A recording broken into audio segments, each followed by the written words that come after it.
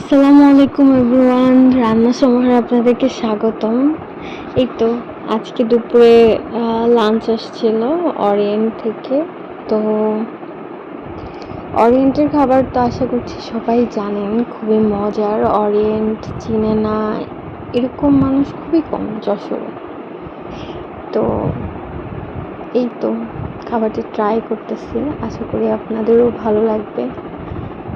অরিয়েন্টের বিরিয়ানির একটা ভালো দিক হচ্ছে এরা খুবই কম মশলা ইউজ করে, যার কারণে টেস্টটাও খুব মজার হয়।